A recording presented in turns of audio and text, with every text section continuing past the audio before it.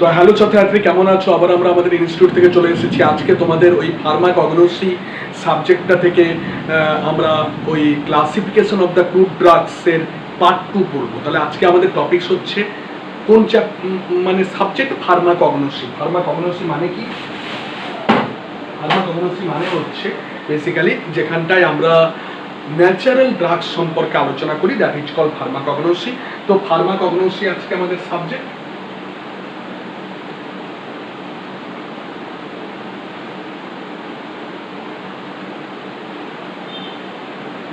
এবং ফার্মাকগনোসির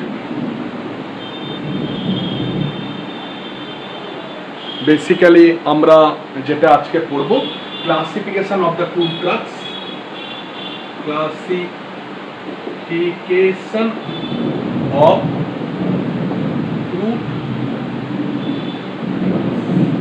সো আগের দিন আমরা আলোচনা করেছি যে আমরা এই ন্যাচারাল ড্রাগগুলোকে আমরা বিভিন্ন ভাবে আমরা ক্লাসিফাই করতে পারি। তার মধ্যে আগের দিন আমরা পড়েছিলাম that is alphabetical classification. Alphabetical classification তার মানে আলফাবেট এ টু জেড এই অনুযায়ী আমরা ক্লাসিফাই করেছি এবং তার কিছু সুবিধা এবং তার কিছু অসুবিধা আমরা পড়েছিলাম। Alphabetical classification. সেকেন্ড আমরা ক্লাসিফিকেশন পড়েছিলাম দ্যাট ইজ কেমিক্যাল ক্লাসিফিকেশন, এবং কেমিক্যালি আমরা ক্লাসিফাই করেছি, কিছু সুবিধা এবং কিছু অসুবিধা আমরা পড়েছিলাম। আজকে আমরা পড়ব ফার্মাকোলজিক্যাল ক্লাসিফিকেশন। আজকে আমরা কি পড়ব? আজকে আমরা পড়ব বেসিক্যালি ফার্মাকোলজিক্যাল ক্লাসিফিকেশন।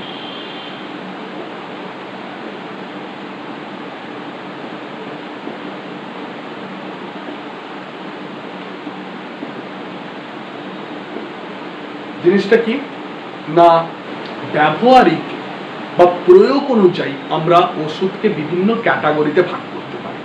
যেমন ধরো, তুমি যখন তোমার জ্বর হয়েছে তখন তুমি যে ওষুধ তুমি খাও দ্যাট ইজ তোমার অ্যান্টিপাইরেটিক ড্রাগস। অ্যান্টিপাইরেটিক মানে হচ্ছে জ্বরকে কমানো। পাইরোজেন কথার অর্থ হচ্ছে যে সমস্ত সাবস্টেন্সগুলো টেম্পারেচারকে বাড়িয়ে দেয়, that is call pyrogen.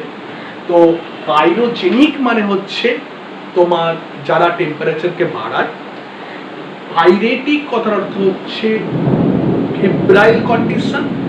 Antipyretic কথার অর্থ হচ্ছে অ্যাফেব্রাইল কন্ডিশন, তার মানে জ্বরকে কমানো। তো আমরা সেরকম জ্বর কমানোকে আমরা বলতে পারি অ্যান্টিপাইরেটিক। ব্যথা কমানোকে আমরা বলতে পারি অ্যানালজেসিক।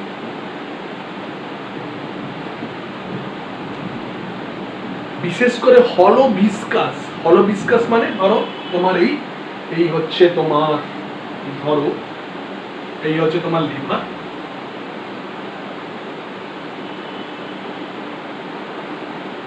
এবং লিভারে তোমার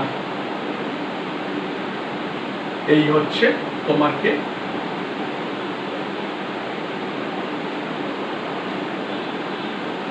gall bladder, that is the gallbladder. তাহলে গল ব্লাডার কি? গল ব্লাডারটা হলো মানে ফাঁকা, ভিসকাস মানে অর্গান। লিভার কিন্তু সলিড অর্গান, বাট গল ব্লাডারের মধ্যটা কিন্তু ফাঁকা। এবার এই ফাঁকা অর্গান যখনই সংকুচিত হবে তখন একটা মোচড় দেওয়া হবে। যখনই ফাঁকা অর্গান যখনই সে অতিরিক্ত মোচড় দিবে, অতিরিক্ত সংকুচিত হবে, অতিরিক্ত মোচড় দিবে, তখন কিন্তু বেসিক্যালি একটা ব্যথা তৈরি হবে। That is called colic pain. Colic means intermittent একটা মোচড় দিচ্ছে, এবং এই কোলিকটা বেসিক্যালি মোচড় দেওয়ার জন্য দ্যাট ইজ স্প্যাজাম। তাহলে ডিউ টু গলব্লাডার অথবা গ্যাস্ট্রোইন্টেস্টিনাল ট্র্যাক্ট, স্টমাক ইন্টেস্টাইন, অথবা তোমার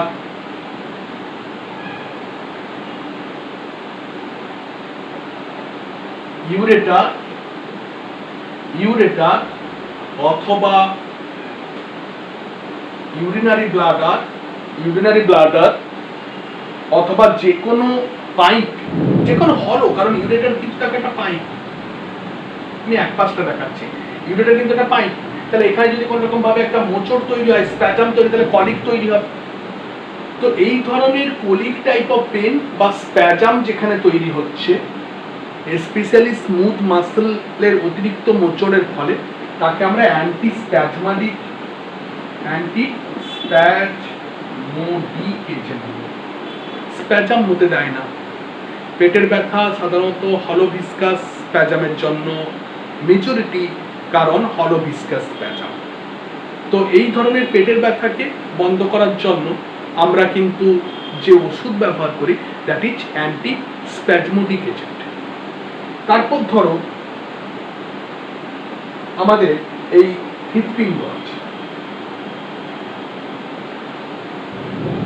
এই হৃৎপিণ্ড তোমরা জানো প্রত্যেকে যে একটা তোমার নর্মাল রেট রয়েছে হৃৎপিণ্ডে। নর্মাল রেট কত না, একটা সুস্থ স্বাভাবিক মানুষ সুস্থ অবস্থায় এবং স্থির অবস্থায় ফিজিওলজিক্যাল কন্ডিশনে তার নর্মাল হৃৎপিণ্ডের হার্টবিট কত, 60 থেকে 100 বিট পার মিনিট। বাট এই হার্টবিট যদি বেড়ে যায় তাহলে সেটা অ্যাবনর্মাল, এবং হার্টবিট যদি কমে যায় তাহলে সেটাও অ্যাবনর্মাল। হার্টবিট যদি বেড়ে যায় তাকে আমরা কি বলবো না, ট্যাকিকার্ডিয়া। ট্যাকিকার্ডিয়া আবার দু ধরনের, একটা হচ্ছে যদি সেই ট্যাকিকার্ডিয়া বা হার্টবিটটা আমাদের হার্টের যে নর্মাল পেসমেকার আছে, যাকে আমরা এসএ নোড বলি, এই এসএ নোড থেকে যদি অরিজিন হয় তাকে আমরা কি বলবো, তাকে আমরা কি বলবো সাইনাস ট্যাকিকার্ডিয়া। তাকে আমরা কি বলবো সাইনাস ট্যাকিকার্ডিয়া। তাহলে সাইনাস কথাটা যখন থাকবে তখন অবভিয়াসলি ওই হার্ট রেটটা যে বেড়েছে সেটা কিন্তু অ্যাকচুয়াল অরিজিন থেকে হচ্ছে না, অ্যাকচুয়াল অরিজিন কিন্তু এসএ নোড থেকে হচ্ছে। বাট তোমার যদি সেটা এসএ নোড ছাড়া অন্য কোনো জায়গায় হয়ে থাকে, দ্যাট ইজ তোমার নন সাইনাস, নন সাইনাস ট্যাকিকার্ডিয়া। সেটা জাংশনাল হতে পারে, সেটা আদার অন্যান্য কোনো একটোপিক ফোকি থেকে হতে পারে, দ্যাট ইজ নন সাইনাস। তো সেরকম ব্র্যাডিকার্ডিয়া যদি সাইনাস থেকে হয়, দ্যাট ইজ সাইনাস ব্র্যাডিকার্ডিয়া, মানে এসএ নোড থেকে যদি হয়। যদি আদার দেন এসএ নোড, যে কোনো জায়গায়, সেটা এবি নোড হোক, জাংশন হোক, যে কোনো আদার একটোপিক ফোকি হোক, যে কোনো আদার কোনো এক্সট্রা সার্কিট থেকে হোক, যে কোনো জায়গা থেকে যদি ব্র্যাডিকার্ডিয়া বা ট্যাকিকার্ডিয়া তৈরি হয়, দ্যাট ইজ নন সাইনাস। তো সাইনাস ট্যাকিকার্ডিয়া আর নন সাইনাস ট্যাকিকার্ডিয়া, মানে সাইনাস ট্যাকিকার্ডিয়া অথবা ব্র্যাডিকার্ডিয়া, ব্র্যাডিকার্ডিয়া মানে কি 60-এর নিচে, অথবা নন সাইনাস। তাহলে এই যে হার্ট রেট কমে যাচ্ছে, হার্ট রেট বেড়ে যাচ্ছে, এটা তো একটা অনিয়মিত ছন্দ তৈরি হচ্ছে। হার্টের কিন্তু ছন্দ কিন্তু অনিয়মিত হচ্ছে। হার্টের ছন্দকে অনিয়মিত হওয়াকে আমরা কি বলি অ্যারিথমিয়া। কি বলি অ্যারিথমিয়া। তাহলে এই অ্যারিথমিয়াকে কন্ট্রোল করার জন্য যে সমস্ত ওষুধগুলো আমরা ব্যবহার করি তাকে আমরা বলে থাকি অ্যান্টি অ্যারিথমিক এজেন্ট। তাহলে যে সমস্ত এজেন্টগুলো অ্যারিথমিয়া হতে দেয় না, বিশেষ করে কার্ডিয়াক অ্যারিথমিয়া হতে দেয় না, তাকে আমরা কি বলবো অ্যান্টি অ্যারিথমিক এজেন্ট। তো অ্যান্টি অ্যারিথমিক, তাহলে দেখো আমরা এই যে অ্যান্টিপাইরেটিক, অ্যানালজেসিক, অ্যান্টিস্প্যাজমোডিক, অ্যান্টি অ্যারিথমিক, এই সমস্ত ভাগে যে ক্লাসিফাই করলাম, এগুলো কার উপর ডিপেন্ড করে? ব্যবহারের উপর ডিপেন্ড করে, তার ফার্মাকোলজিক্যাল প্রপার্টির উপর ডিপেন্ড করে, আর ব্যবহারিক প্রপার্টির উপর ডিপেন্ড করে আমরা ড্রাগগুলোকে ক্লাসিফাই করব। ঠিক সিমিলার আমরা প্রকৃতি থেকে যে ড্রাগগুলো পাই সেগুলোও কিন্তু আমরা তার ব্যবহারিক প্রয়োগের উপর বেস করে তাকে ক্লাসিফাই করতে পারি। যেমন ধরো সাপোজ ধরো তোমার গলাটা ব্যথা করছে, গলাটা ব্যথা করছে, তো গলাটা যখন ব্যথা করছে তাহলে অবভিয়াসলি তোমার এখানটায় আপার রেসপিরেটরি ট্র্যাক্ট কোনো একটা ইনফেকশন হয়েছে, আপার রেসপিরেটরি ট্র্যাক্ট একটা কোনো ইনফেকশন বা ইনফ্লামেশন হয়েছে, সেটা নাক থেকে আসতে পারে, সেটা টনসিল থেকে আসতে পারে, সেটা তোমার ফ্যারিংস থেকে আসতে পারে, সেটা তোমার ল্যারিংস থেকে আসতে পারে, সেটা তোমার কান থেকে আসতে পারে। কারণ কান থেকেও গলার যোগ রয়েছে, তাহলে নাক থেকে আসতে পারে, মুখ থেকে আসতে পারে, নসেল থেকে আসতে পারে, ফ্যারিংস থেকে আসতে পারে, ল্যারিংস থেকে আসতে পারে। ইভিন তোমার যদি ক্রনিক একটা গলা ব্যথার ব্যাপার থাকে, সেটা অনেক সময় অ্যাসিড রিফ্লাক্স হতে পারে। কারণ দেখো, এই যে ধরো স্টমাক এবং ইন্টেস্টাইন, এই স্টমাক এবং ইন্টেস্টাইন থেকে অনেক সময় যাদের বিশেষ করে বুক জ্বালার সমস্যা রয়েছে, ক্রনিক হার্ট বার্নের সমস্যা রয়েছে, তাকে আমরা নর্মালি গ্যাস্ট্রো ইসোফেজিয়াল রিফ্লেক্স আমরা বলে থাকি। যাদের এই ক্রনিক গ্যাস্ট্রো ইসোফেজিয়াল রিফ্লেক্স রয়েছে, তাদের ক্ষেত্রে কিন্তু এই অ্যাসিড মিশ্রিত খাওয়া অনেক সময় গলায় উঠে এসে একটা ক্রনিক গলা ব্যথা তৈরি করতে পারে। তাহলে ক্রনিক যে গলা ব্যথা, এই ক্রনিক গলা ব্যথা যে কোনো ধরনের এখানে একটা ইরিটেশন বা ইনফ্লামেশন হচ্ছে বলে হচ্ছে। তো এই যে ক্রনিক গলা ব্যথা বা গলা ব্যথা যেটা অ্যাকিউট হোক আর ক্রনিক হোক, আমরা কি করি, সেখানে আমরা তুলসী পাতা ব্যবহার করি, সেখানে আমরা মধু ব্যবহার করি, সেখানে আমরা আদা ব্যবহার করি কিনা। তো এদের কি প্রপার্টি রয়েছে? এদের প্রত্যেকেরই কিন্তু অ্যান্টি ইনফ্লামেটরি প্রপার্টি রয়েছে, দেখা যাচ্ছে।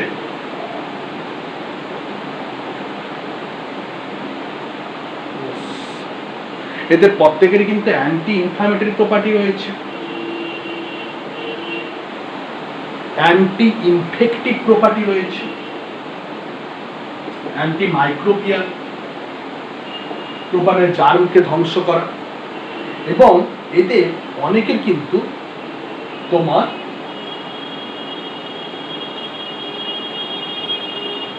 অ্যান্টি টিস্যুই প্রপার্টি রয়েছে, অ্যান্টি মানে বেশি কফ তৈরি করবে না, বেশি সিক্রেশন বাড়াবে না। তাহলে বারবার করে সিক্রেশন লাগবে, সমস্যা তৈরি হবে, এখানটা ব্লকেজ তৈরি হতে পারে। তো এই সমস্ত প্রপার্টিগুলো রয়েছে। তাহলে আমি এই সমস্ত ড্রাগগুলোকে এই বিভিন্ন ক্যাটাগরিতে আমরা ক্লাসিফাই করতে পারি। যেমন ধরো, তোমরা প্রত্যেকেই ছোটবেলা থেকে পড়েছো যে আমার ম্যালেরিয়ার জন্য আমি কুইনাইন ব্যবহার করব। সো কুইনাইন আমরা কি প্রপার্টি দেখতে পাচ্ছি? অ্যান্টি ম্যালেরিয়াল প্রপার্টি রয়েছে। এছাড়া আর কি প্রপার্টি রয়েছে? তার সঙ্গে কুইনাইন শুধুমাত্র ম্যালেরিয়াকে তোমার যেমন দমন করে, পাশাপাশি ম্যালেরিয়ার যে সিমটমস, তার মধ্যে মোস্ট ইম্পর্ট্যান্ট হচ্ছে একটা কি বলবো, একটা চিলিং ফিভার, একটা চিলিং ফেব্রাইল কন্ডিশন। তো সেই জ্বরকে কমাতে সাহায্য করে, অ্যান্টিভাইরাল প্রপার্টি। আবার কুইনাইন তুমি কিছুদিন আগে দেখেছো, করোনার সময় অ্যান্টিভাইরাল প্রপার্টি রয়েছে।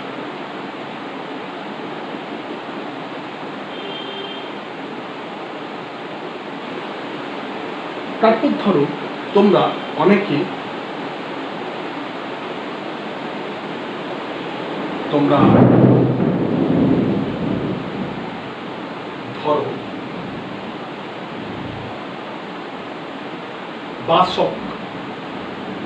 বাসক পাতা তোমরা ব্যবহার কোথায় করেছো? কাশি। তাহলে এদের অ্যান্টি টিস্যুইক প্রপার্টি রয়েছে, অ্যান্টি টিস্যুইক প্রপার্টি রয়েছে বাসকে। ইভিন কাফ সাপ্রেশনের প্রপার্টি রয়েছে, মানে কফ হতে দেয় না এবং কফকে কিন্তু সাপ্রেস করে। তাহলে কাফ সাপ্রেশন হিসাবে এদের ব্যবহার করা হচ্ছে। রেসারপি নাম শুনেছ? কি কাজে ব্যবহার করা হচ্ছে? অ্যান্টি হাইপারটেনসিভ প্রপার্টি রয়েছে। এই যে আমি অ্যান্টি হাইপারটেনসিভ ওষুধ যখন চাইছি, তোমাকে রেসারপিন দিয়ে দিচ্ছি। অ্যান্টি ম্যালেরিয়াল ওষুধ যখন চাইছি তোমাকে কুইনাইন দিয়ে দিচ্ছি, অ্যান্টি টিস্যু প্রপার্টি যখন চাইছি তোমাকে বাসক দিয়ে দিচ্ছি। তার মানে এই যে আমি ক্লাসিফাই করছি কার উপর বেস করে, ব্যবহারের উপর বেস করে, ব্যবহারের উপর বেস করে আমরা বিভিন্ন ক্যাটাগরিটাকে ভাগ করছি। তাহলে এর কি সুবিধা রয়েছে? না, সুবিধা রয়েছে, তাহলে এই ফার্মাকোলজিক্যাল ক্লাসিফিকেশন কি সুবিধা রয়েছে? তাহলে ফার্মাকোলজিক্যাল ক্লাসিফিকেশন মেনলি কার উপর বেস করে করা হচ্ছে? ফার্মাকোলজিক্যাল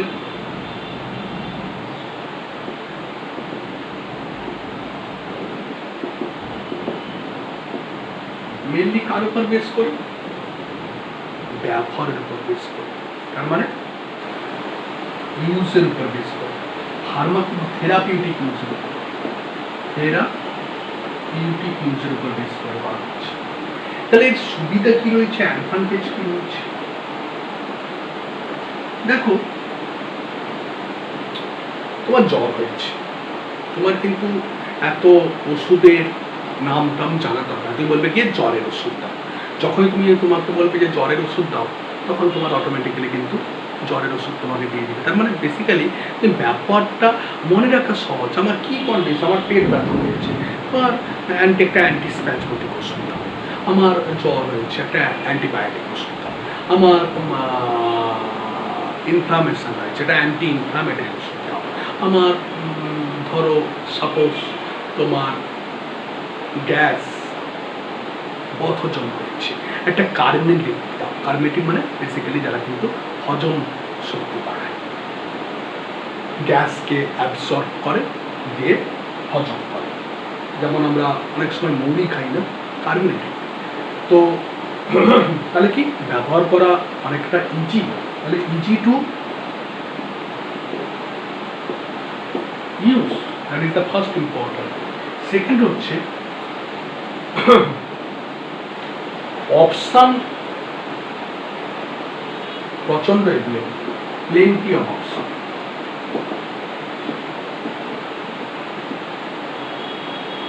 যেমন ধরো আমি কথা বলছি, একটা ব্যথার ওষুধ চাও, ডাইক্লোফেনেক, অ্যাসিক্লোফেনেক, মেলক্সিকাম, ইন্ডোমিথাসিন, ibuprofen, কেরাটোল্যাক। Keratolac is the best drug or among the all NSAID. Keratolac is the best ওষুধ।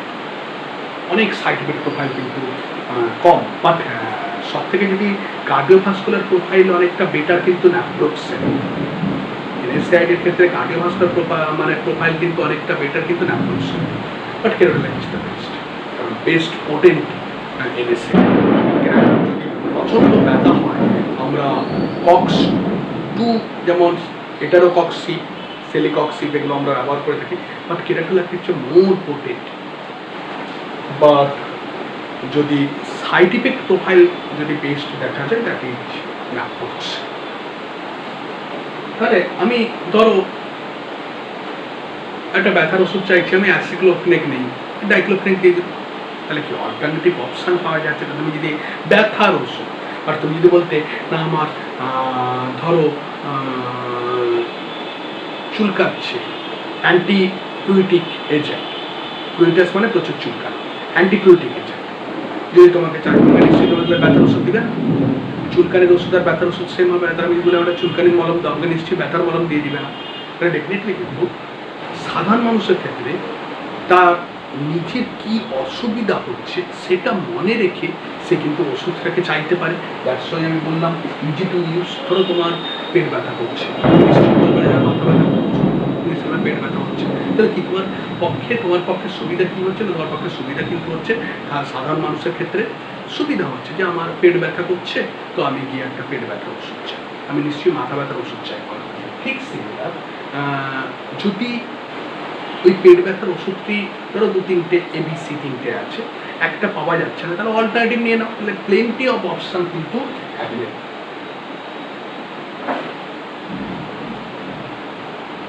এবং more scientific also, so that is the advantages. Now যার প্রত্যেকেরই কিন্তু কিছু না কিছু ডিসঅ্যাডভান্টেজ আছে। কি ডিসঅ্যাডভান্টেজ আছে?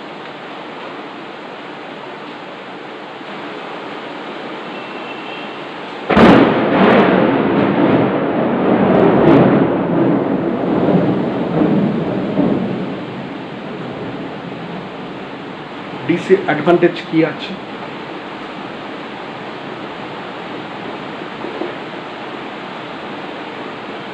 আচ্ছা, আগে একটা লিখে নিয়েছো, অ্যাডভান্টেজ লিখেছো তো?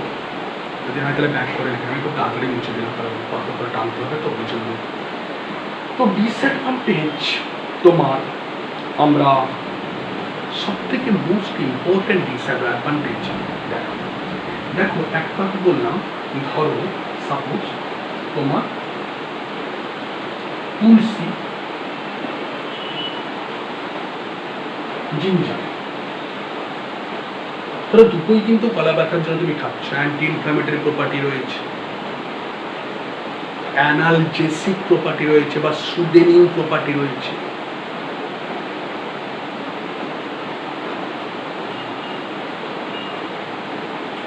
দুটোই কিন্তু তোমার কাশি, কফ, ব্যথা, যন্ত্রণা, গলা ব্যথা, যন্ত্রণা, ইরিটেশন, এগুলো কমাতে ব্যবহার করা হচ্ছে।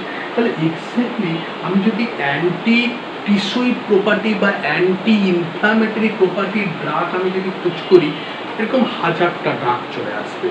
তাই আমি একটা পার্টিকুলার ড্রাগকে কিন্তু আমি স্টাডি করতে পারছি না।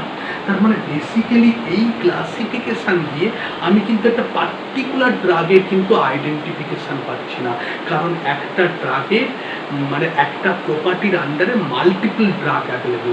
একটা পার্টিকুলার স্পেসিফিক প্রপার্টির আন্ডারে, ব্যথার ক্যাটাগরির আন্ডারে, ধরো আমার মাথা ব্যথা বা মাস্কুলোস্কেলেটাল পেন, মাস্কুলোস্কেলেটাল পেনের ক্যাটাগরির আন্ডারে লটস অফ অপশন আছে, বাট তুমি কিন্তু একটা মাত্র ওষুধকে তুমি কিন্তু স্টাডি করতে পারছো। That is the most important disadvantage. তাহলে এক্স্যাক্টলি ডিসঅ্যাডভান্টেজ কি না, since lots of option available under one category, so not a particular drug cannot be studied, not a particular drug can not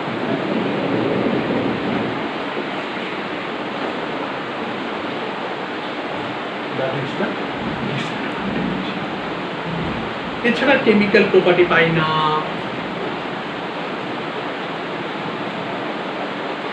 যেগুলো আগে আগে পড়েছো সেগুলো। So this is the all pharmacological classification. Now আমরা morphological classification, আমরা next classification কি হবে লিখেছো?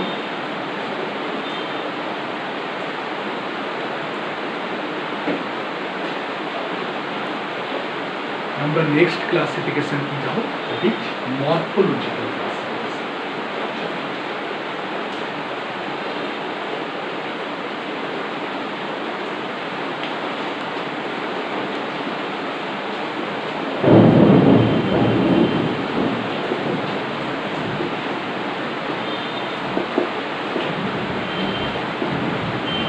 দেখো, মরফোলজি কথার অর্থ হচ্ছে স্ট্রাকচার।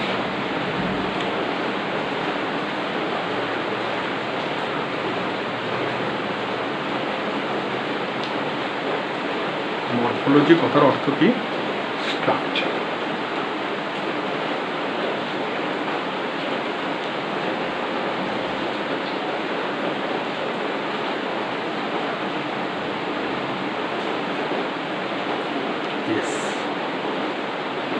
তো বেসিক্যালি স্ট্রাকচার আর মরফোলজি কি সেম জিনিস? হ্যাঁ, ভারতপক্ষে কিছুটা সেম হলেও বাট কিছু পার্থক্য রয়েছে। বাট এক্স্যাক্টলি কি পার্থক্য রয়েছে? না, পার্থক্য এরকমই রয়েছে। ধরো একটা বাড়ি, এই ঘর তৈরি করেছি। এই ঘরটা তোমাকে যদি বলা হয় কেমন দেখতে, তুমি বলবে স্যার এর দৈর্ঘ্য আর এটা উচ্চতা রয়েছে। প্রস্থটা তেমন নেই, উচ্চতা এবং দৈর্ঘ্য রয়েছে। এবং এর মাথার যে ছাদটা, এই ছাদটা ত্রিভুজের মতো দেখতে। তার মানে কেমন দেখতে, দ্যাট ইজ কল্ড মর্ফোলজি। তাহলে মর্ফোলজি মানে কেমন দেখতে। স্ট্রাকচার, তুমি কি বলো ঘরটার স্ট্রাকচার বলো না স্যার, এখানে অনেকগুলো ইট রয়েছে, এখানে সিমেন্ট রয়েছে, এখানে রড রয়েছে, এখানে বালি রয়েছে, স্ট্রাকচার। তো স্ট্রাকচার মানে একদম মাইক্রোস্কোপিক্যাল ইউনিটারি লেভেল, ইউনিট লেভেলে চলে যায়, মাইক্রোস্কোপিক্যাল ইউনিট লেভেলে। বাট মর্ফোলজি মানে ম্যাক্রোস্কোপিক্যাল, তোমার কেমন দেখতে গ্রস লি কেমন লাগছে, that is morphology. Morphology, so morphology ধরো সাপোজ একটা, ধরো তুলসী পাতা,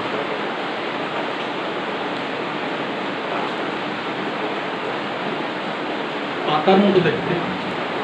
একটা ধরো গোলাপের পাপড়ি, পাপড়ির মতো দেখতে। একটা ধরো সাপোজ তোমার বাসক, আচ্ছা সিনকোনা গাছের ছাপ,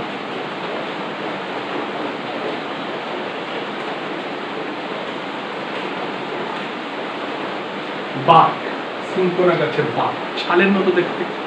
তারপর ধরো অর্জুনা বাক, ছালের মতো দেখতে। ধরো সাপোজ তোমার,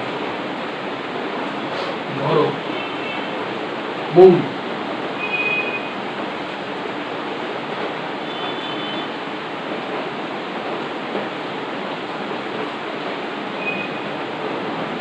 বীজের মতো দেখতে। তারপর ধরো তোমার লবঙ্গ, ক্লোভ, ফল বা বীজের। তারপর ধরো ক্লোভ, ক্লোভ মানে কি লবঙ্গ।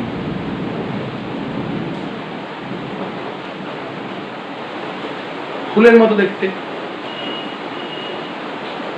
তাহলে এই যে বিভিন্ন অঙ্গ সংস্থানগত আমরা ভেরিয়েশন দেখতে পাচ্ছি, যে এই ওষুধগুলো গাছের এই অঙ্গ থেকে তৈরি হয়েছে, এই ওষুধগুলো গাছের এই অঙ্গ থেকে তৈরি হয়েছে, এই ওষুধগুলো মূল থেকে তৈরি হয়েছে, এই ওষুধগুলো পাতা থেকে তৈরি হয়েছে, এই ওষুধগুলো ফুল থেকে তৈরি হয়েছে, এই ওষুধগুলো বীজ থেকে তৈরি হয়েছে। অঙ্গগত যে আমরা ভেরিয়েশন দেখতে পাচ্ছি, সেটাই কিন্তু morphological classification. But morphological classification তাহলে কিছু সুবিধা আছে। কি সুবিধা? তুমি দেখো, মরফোলজি থেকে তুমি সহজে কিন্তু কোথা থেকে ওষুধটি আহরণ করা হয়েছে, বা তুমি কোন অংশটা ওষুধ হিসেবে ব্যবহার করছো। তোমার একটা পাতা দিয়ে চিবিয়ে খেতে পারো, তুমি বুঝতে পারছো গাছের এই পাতাটা কিন্তু আমি ওষুধ আকারে ব্যবহার করছি। তোমাকে ধরো একটা ফুল দিয়ে রাখো, বললো যে এটা তুমি জলে ফেলে রাখো, সেই জলটা তুমি খেয়ে নেবে। তোমাকে ছাল দিয়ে দাও, জলে ফেলে রাখো, জলটা তুমি খেয়ে নেবে। তুমি বুঝতে পারছো যে কাণ্ডের যে এই ছালটা আমরা কিন্তু ব্যবহার করছি। তোমাকে একটা বীজ দিয়ে দাও, এটা জলে ফেলে রাখো, সিয়াচিন জলে ফেলে রাখো, যে তুমি খেয়ে। তুমি বুঝতে পারছো যে বেসিক্যালি কোন অংশটা আমি ব্যবহার করছি, তার ফলে কিন্তু আমার আইডেন্টিফাই করতে অনেকটা সুবিধা হচ্ছে, এবং তোমার কিন্তু বুঝতে অনেকটা সুবিধা হচ্ছে। That is the advantage. তাহলে অ্যাডভান্টেজ কি হতে পারে?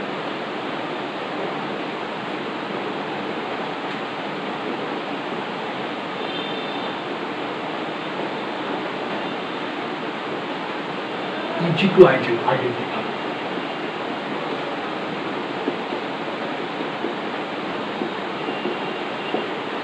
সেকেন্ড অ্যাডভান্টেজ কি হতে পারে, যে তুমি অর্গানাইজড এবং আনঅর্গানাইজড পার্টকে তুমি কিন্তু আইডেন্টিফাই করতে পারবে, বা ডিস্টিংশন, পার্থক্য তৈরি করতে পারবে। অ্যাকচুয়ালি অর্গানাইজড ড্রাগ আর আনঅর্গানাইজড ড্রাগস কি, ছোট্ট কথায় আমরা যদিও এটাকে আমরা পরে একটা বড় টপিকে আনবো। অর্গানাইজড কথার অর্থ হচ্ছে একদম ভালোভাবে কিন্তু পরিপাটি করে সাজানো, পরিপাটি করে সাজানো বা পরিপাটি করে অর্গানাইজড একদম পুরো সুসজ্জিতভাবে অ্যারেঞ্জ করা হয়েছে, অর্গানাইজেশন চালানো হচ্ছে বা অ্যারেঞ্জ করা হয়েছে। তার মানে একটা পাতা, এই পাতা তুমি মাইক্রোস্কোপিক্যালি তুমি পাতার সেল পাবে, পাতার মধ্যে ক্লোরোপ্লাস্ট রয়েছে সেলের মধ্যে, পাতার বিভিন্ন মেন ভেন বা সাব ভেনগুলো পাবে, পাতার তোমার কি বলবো উপরে অনেক সময় কিউটিকল থাকে যাতে বেশি করে জল না বেরিয়ে যায়, কিউটিকল থাকে, পাতার সেলগুলোর মাঝখানে ছোট ছোট ছিদ্র থাকে যাকে আমরা স্টোমাটা বলে থাকি, গার্ড সেল পাবে। তার মানে পাতার একটা পুরো টোটাল মাইক্রোস্কোপিক্যাল স্ট্রাকচার তুমি কিন্তু পেয়ে যাবে। ঠিক সিমিলার কাণ্ডের পাবে, ঠিক সিমিলার মূলের পাবে, প্রধান মূল, উপমূল, মূলের পাবে। তার মানে বেসিক্যালি যখন কোনো একটা ওষুধ আমরা মাইক্রো অথবা ম্যাক্রোস্কোপিক্যালি অ্যানালিসিস করে পার্টিকুলার কোনো উদ্ভিদের পার্টিকুলার কোনো অঙ্গকে চিনতে পারি, একটা ধরো তুলসী পাতা, আমি বলে দেবো তুলসী গাছের পাতা থেকে নিয়ে আসা হয়েছে, তাহলে কোনো একটা ওষুধ যখন আমরা খালি চোখে অথবা মাইক্রোস্কোপে দেখে ওই ওষুধটি কোনো উদ্ভিদের পার্টিকুলার কোন অংশ থেকে নেওয়া হয়েছে আমরা সহজে চিনতে পারি। তার বিভিন্ন স্ট্রাকচারাল ওরিয়েন্টেশন, তার বিভিন্ন মর্ফোলজি, তার স্ট্রাকচার অ্যানালিসিস করে আমরা একদম সঠিকভাবে বলে দিতে পারি যে সেটা রুট না সেটা কাণ্ড না সেটা পাতা না সেটা ফুল না সেটা ফল না সেটা বীজ থেকে নেওয়া হয়েছে না সেটা কোনো আবরণী থেকে নেওয়া হয়েছে।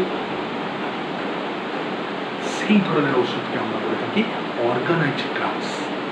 এবং অর্গানাইজড ড্রাগস কে কিন্তু অরিজিনাল মরফোলজি কিন্তু সেখানে বর্তমান থাকে। তাহলে পাতার যে অরিজিনাল মরফোলজি, যে স্ট্রাকচার, আমি ওষুধটার মধ্যে সেই একই স্ট্রাকচার আমি পাবো, বাট আনঅর্গানাইজড ড্রাগসে কিন্তু এটা পাওয়া যায় না। যেমন ধরো তোমার যদি কোনো একটা আঠা,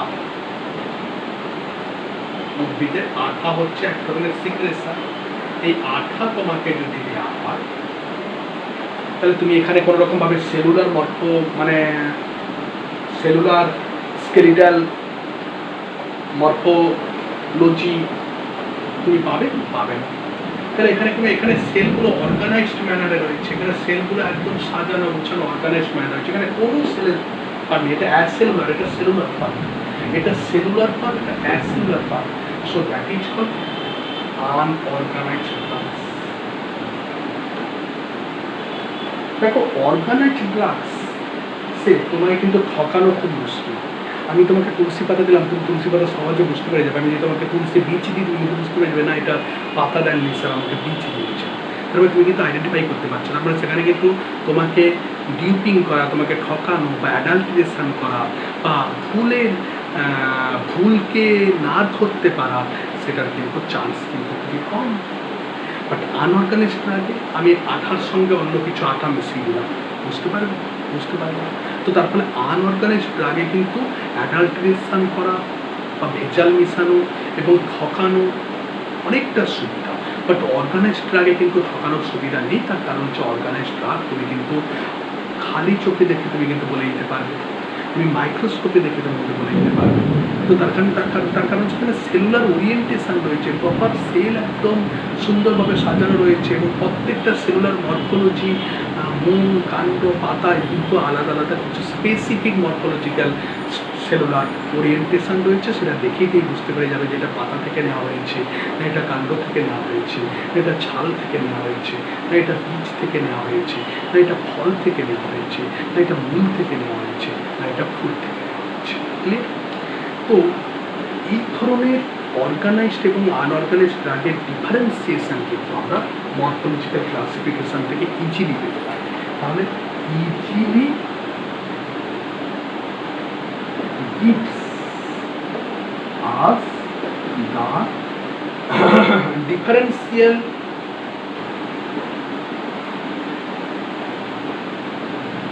classification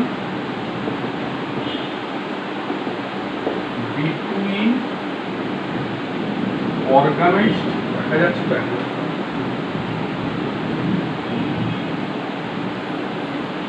Yes, between organized and unorganized.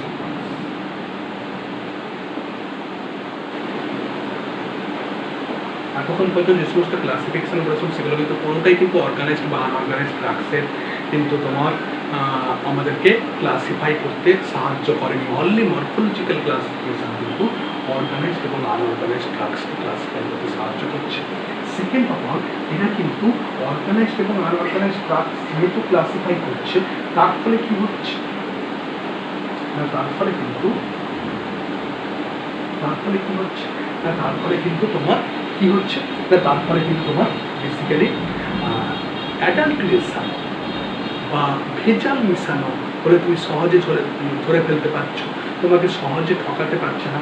তার মানে এখানে easily adulteration can be identified.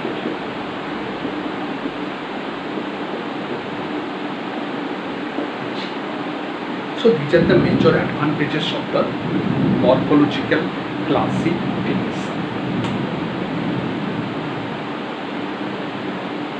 लिखे ना?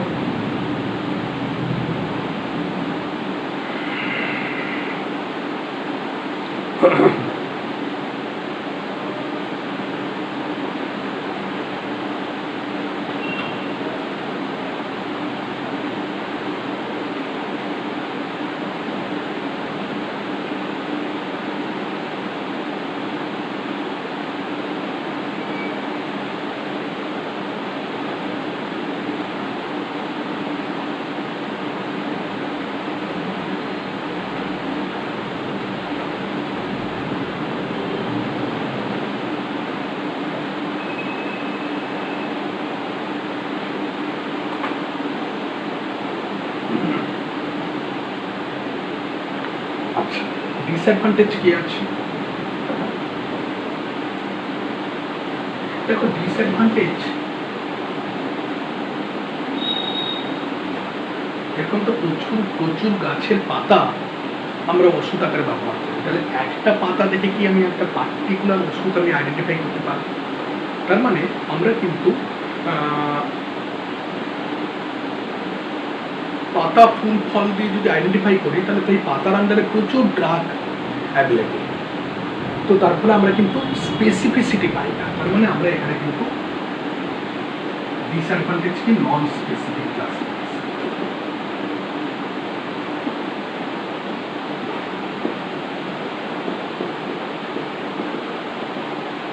Classification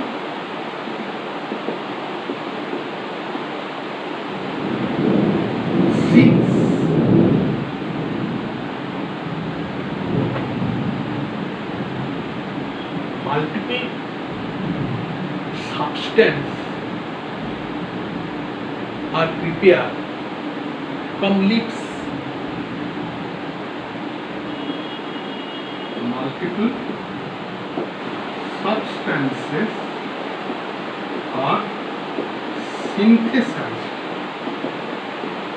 from one part of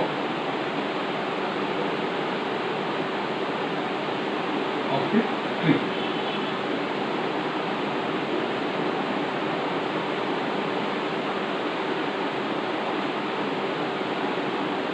That is the most important disadvantage. আরেকটা ডিসঅ্যাডভান্টেজ, এই ক্লাসিফিকেশন থেকে কিন্তু এনিম্যাল এবং মেরিন সাবস্টেন্সের সম্পর্কে জানা যায় না। তাহলে this classification, second, this classification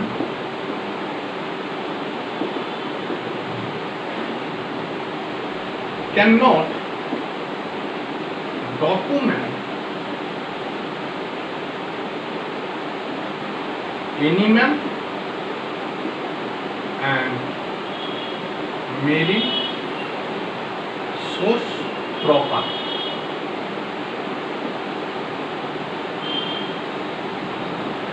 কারণ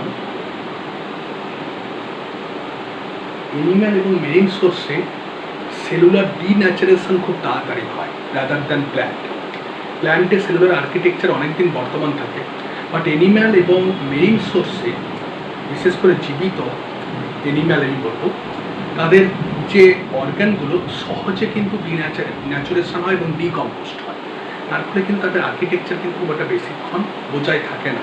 তার ফলে কিন্তু আমরা এই ধরনের ক্লাসিফিকেশান কিন্তু তাদের ক্ষেত্রে খুব একটা বেশি আমরা কিন্তু নলেজ আমরা পেয়ে থাকি না। অ্যান্ড দ্য ফাইনাল ক্লাসিফিকেশান, তাহলে বোঝা গেছে এটা the morphological classification. The final classification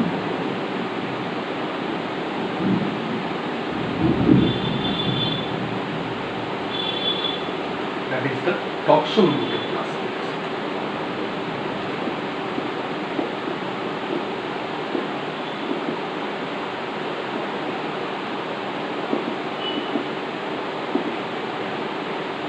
Taxonomy কথার অর্থ হচ্ছে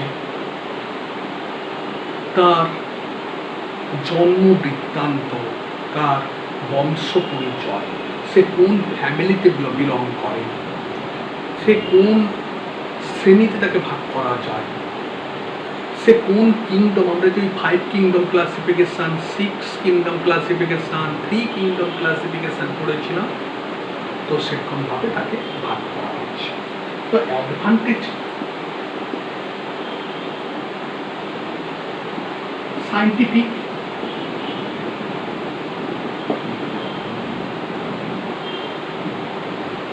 সায়েন্টিফিক অ্যাডভান্টেজেস টক্সোনমিক্যাল ক্লাসে, এবং ইজি টু অ্যারেঞ্জ, তার জন্ম বৃত্তান্ত, কোন পরিবার, কোন বংশ, কোন শ্রেণী থেকে এসেছে, তা সহজে আমি অ্যারেঞ্জ করতে পারি, তার মানে ইজি টু অ্যারেঞ্জ।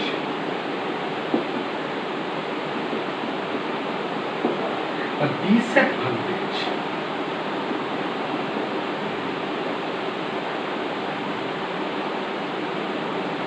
ডিসঅ্যাডভান্টেজ কি হতে পারে? ডিসঅ্যাডভান্টেজ বেসিক্যালি তোমার না ফার্মাকোলজিক্যাল বা ইউজ সম্পর্কে আমাদের বলে না, does not give us the idea of the use of a drug.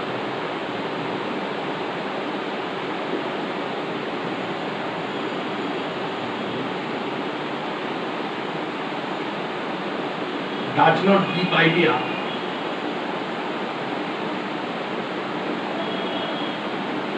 about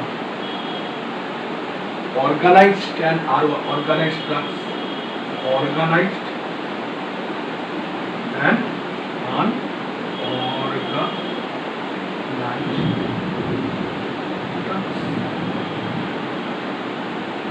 তাহলে আমরা মোটামুটি আমরা ড্রাগ ক্লাসিফিকেশান আমরা ফার্মাকোলজিতে গিয়ে আসে, তাহলে আমরা মোটামুটি 5 ভাগে ভাগ করব। একটা হচ্ছে আলফাবেটিক্যাল ক্লাসিফিকেশান, একটা হচ্ছে কেমিক্যাল ক্লাসিফিকেশান, একটা হচ্ছে ফার্মাকোলজিক্যাল ক্লাসিফিকেশান, একটা হচ্ছে মরফোলজিক্যাল ক্লাসিফিকেশান, একটা হচ্ছে taxonomical classification. But recent classification system আর একটা ক্যাটাগরি ইনক্লুড করেছে, টক্সোনমিক্যাল অ্যান্ড কেমিক্যাল ক্লাসিফিকেশান বা টক্সোকেমিক্যাল অনেক সময় বলে, বা টক্সোনমিক্যাল অ্যান্ড কেমিক্যাল ক্লাসিফিকেশানকে কম্বাইন করে একটা নিউ ক্যাটাগরি করেছে, বাট ওটা দরকার নেই। তোমরা এই 5টা ক্লাসিফিকেশান তোমরা কিন্তু মনে রাখবে, 2-একটা এক্সাম্পল দিয়ে দিবে, জাস্ট ম্যাটারটাকে বুঝে নিতে খুবই ইজি। তো আমরা আগের দিন 2টো ক্লাসিফিকেশান করিয়েছিলাম, আজকে আমরা বাকি 3টে ক্লাসিফিকেশান করিয়ে দিলাম। প্রত্যেকেরই একটু ছোট্ট করে ইন্ট্রোডাকশান লিখে দাও, অ্যাডভান্টেজ কি ডিসঅ্যাডভান্টেজ, প্রত্যেকেরই কিন্তু অ্যাডভান্টেজ কিছু কিছু জায়গায় সিমিলার মিলে যাচ্ছে, এবং খুব মোস্ট ইম্পর্ট্যান্ট পয়েন্টগুলোকে ফোকাস করো, বেশি লেখার দরকার নেই। Most important point pharmacological use সম্পর্কে এটা বলবো, মরফোলজিক্যাল সেলুলার আর্কিটেকচার সম্পর্কে বলে আমাদের আইডেন্টিফাই করতে সাহায্য করে, ট্যাক্সোনমিক্যাল বংশ পরিচয় সম্পর্কে আমাদের জানতে সাহায্য করে। আলফাবেটিক্যাল আলফাবেট দিয়ে কিন্তু শুরু হয়। এই যে ফোকাল পয়েন্টগুলো কিন্তু তোমাকে কিন্তু বলতে হবে, কারণ তুমি যদি ফোকাল পয়েন্টটাকে হিট না করে অন্য কিছু উল্টো পাল্টা লিখতে থাকো তাহলে কিন্তু সেখানে বেশি নাম্বার এক্সপেক্ট করা যাবে না।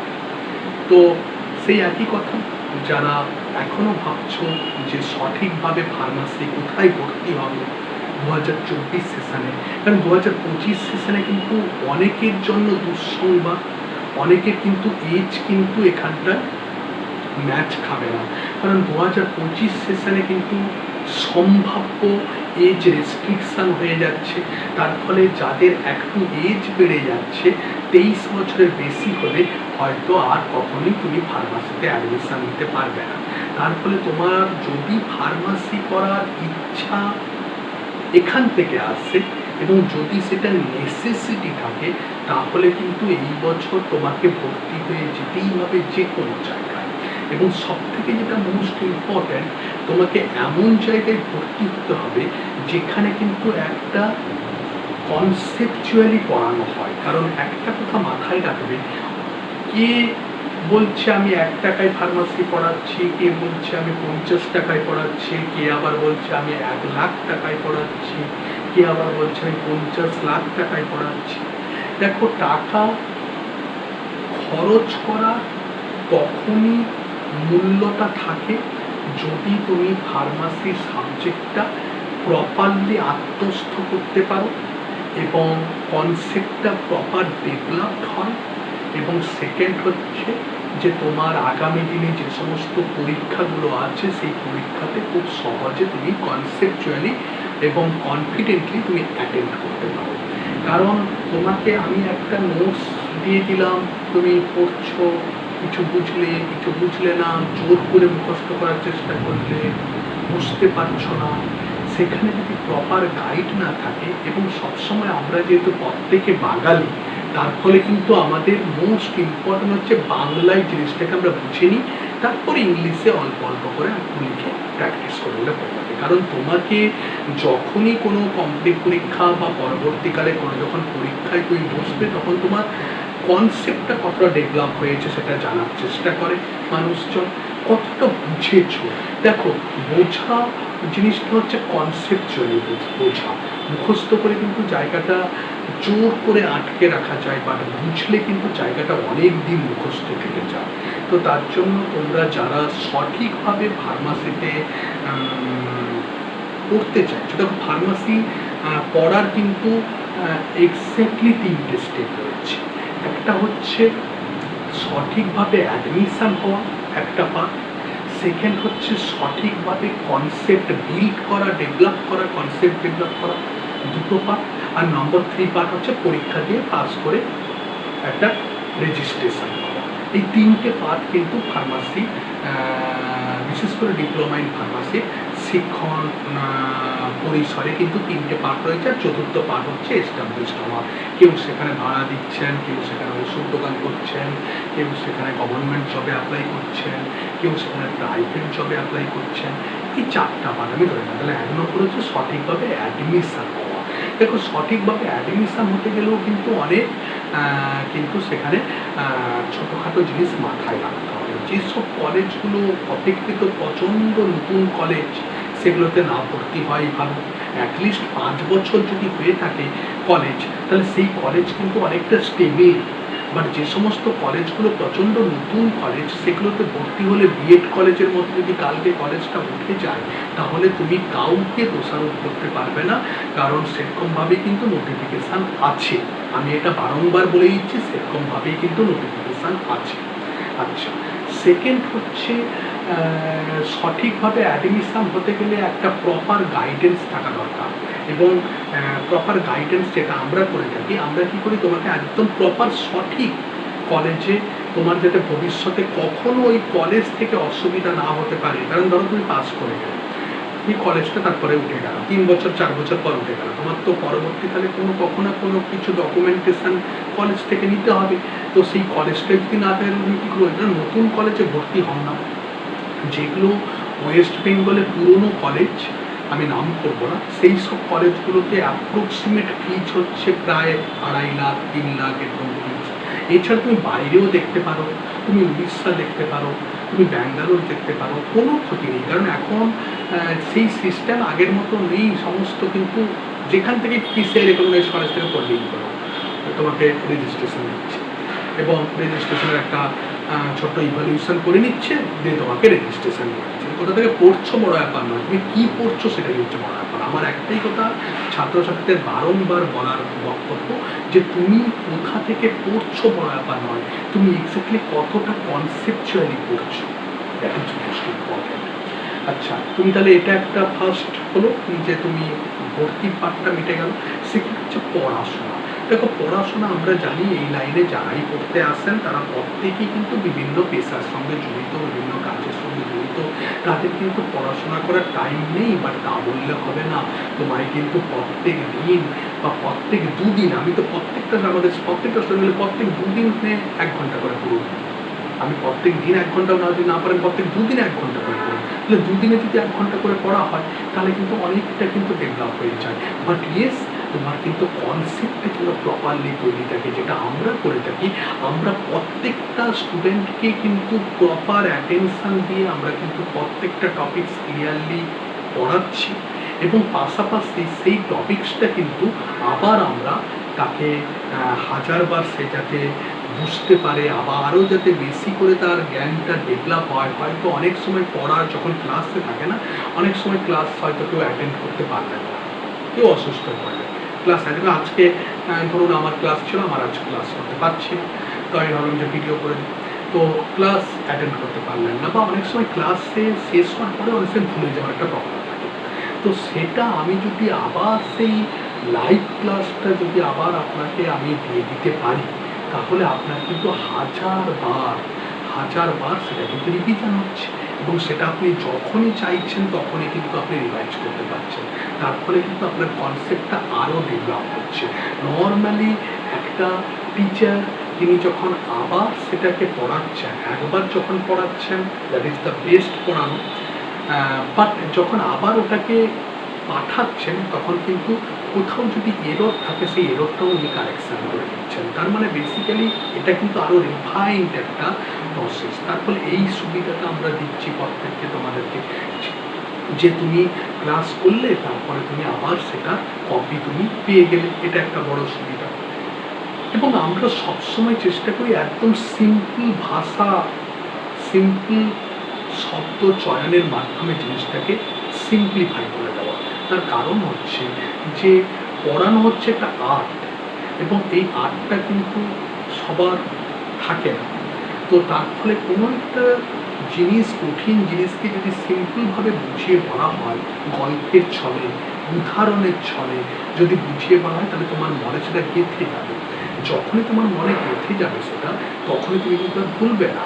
যখনই তুমি সেটা ভুলবে না, তখনই তোমার কিন্তু পরপর একটা আস্থা ফিরে আসবে তার উপর, নিজের উপর। যখনই তোমার নিজের উপর একটা আস্থা ফিরে আসবে, তখন তোমার কিন্তু ভয় কাটতে থাকবে। যখনই তোমার একটা ভয় কাটতে থাকবে, তখনই তুমি কিন্তু কোনো তোমার কি বলবো, কোনো কঠিন জিনিসকে ট্রাই করার একটা স্পর্ধা দেখাবে। দেখবে যেন নর্মালি যারা এই পাহাড়ের চূড়ায় চলে যাচ্ছে, ওদের ভয় কেটে গেছে, তার ফলে কিন্তু তারা ডিসকভারি করতে বেরিয়ে পড়েছে। ঠিক সিমিলার তোমার ভয়টাকে কাটাতে হবে। এই যে প্রচুর মানুষ আজকাল বলছে ফার্মাসি পারবো না, অমুক করবো না, কিচ্ছু না পারে। তুমি আসলে ভালো করে একজন ভালো জায়গায় তুমি পড়োনি, তুমি পড়ার স্বাদটা অনুভব করোনি।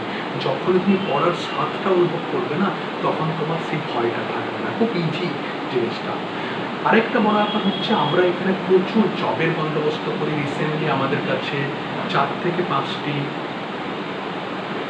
বেশি বড় কোম্পানি বলবো না, ছোট কোম্পানি কন্ট্যাক্ট করেছিল। তারা এমআরের জন্য চেয়েছে। তারা রিসেন্টলি আমাদের সঙ্গে বেশ কিছু বড় কোম্পানিও কন্ট্যাক্ট করেছে, মেড প্লাস কন্ট্যাক্ট করেছিল। তো তারা ফার্মাসিস্ট রিক্রুট করতে চেয়েছে। তো বেসিক্যালি যারা ফার্মাসি আমাদের কাছ থেকে পাস করে, তবে যদি মনে করো যে প্রাইভেট জব চাই, তাহলে আমরা হসপিটালও প্রাইভেট জবের বন্দোবস্ত করে দিই এবং আমরা কোম্পানিতেও প্রাইভেট জবের বন্দোবস্ত করে দিই এবং ভালো স্যালারি, খুব একটা খারাপ স্যালারি নয়। এছাড়া তুমি যদি একটু প্রথম থেকে আমরা যা পড়াচ্ছি সেইটুকু যদি পড়ো, 100% যে কোনো প্রতিযোগিতামূলক পরীক্ষায় 100% তুমি টিকবে। কারণ একটাই কথা বললাম, আমার কাজ হচ্ছে তোমাকে কনসেপ্টটাকে সিম্পলিফাই করে দেওয়া এবং আকর্ষণীয় করে তোমার কাছে পৌঁছে দেওয়া, যাতে তুমি গ্রহণ করতে পারো এবং তোমার ভয় কাটতে পারে। যখন তোমার ভয় কেটে যাবে তখন তুমি নতুন নতুন পরীক্ষায় নিজে থেকে অ্যাপিয়ার হওয়ার জন্য এটা তাগিদ অনুভব করবে। তো সেটা আমাদের কাজ। আরেকটা বড় ব্যাপার, আমরা এখানে ফার্মাসির পাশাপাশি আমরা প্রচুর সুযোগ সুবিধা দিয়ে থাকি। যেমন মোস্ট ইম্পর্ট্যান্ট, ধরো আমি প্রচুর ব্যস্ত, আমার কাছে ক্লাস করার টাইম নেই, আমি তোমাকে সব কিছু দিলাম, তারপরেও অনেক সময় মানুষের দুর্ভাগ্য ঘটে, অনেক সময় তারা হয়তো একটা পরীক্ষায় হয়তো ব্যাকলগ চলে আসতে পারে। ব্যাকলগ চলে এলে ভয় নেই, সমস্ত কাভার হয়ে যায়, বাট তবুও সে যাতে হতাশায় না ডুবে যায় তার জন্য আমরা কিন্তু একটা প্যারামেডিক্যাল কোর্সের সাথে ফ্রি রেখেছি।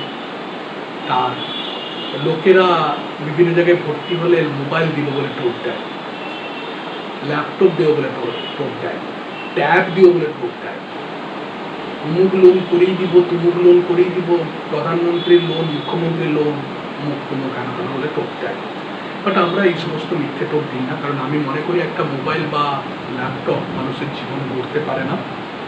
তার তুলনায় তাকে যদি তার কেরিয়ারকে উন্নতি করার জন্য অল্প স্বল্প যদি কিছু শিক্ষা বেশি করে দেওয়া হয়, তার যদি একটা ডিগ্রি বেশি করে থাকে, তাহলে কিন্তু তার জীবনের পরবর্তীকালে একটা দীর্ঘমেয়াদী সে লাভ পাবে।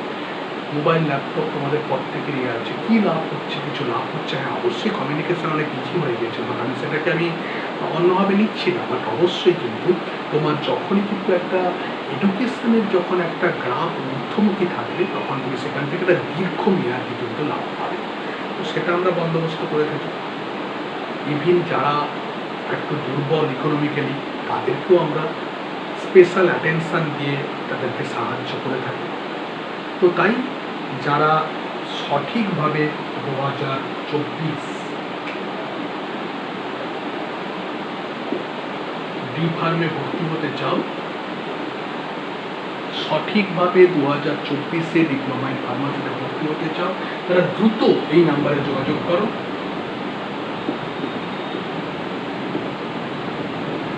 এবং আমরা তোমাকে এইটুকু কথা দিতে পারি যে তোমাকে আমরা সঠিক ফার্মাসিস্ট বানিয়ে দেবই। তাই আশা করি, ধন্যবাদ। সবাই পড়াশোনা করতে থাকো, পড়তে থাকো, অনুভব করতে থাকো, সাবজেক্টগুলো বুঝে পড়তে থাকো, নট মুখস্থ। That's enough. Thank you, good night.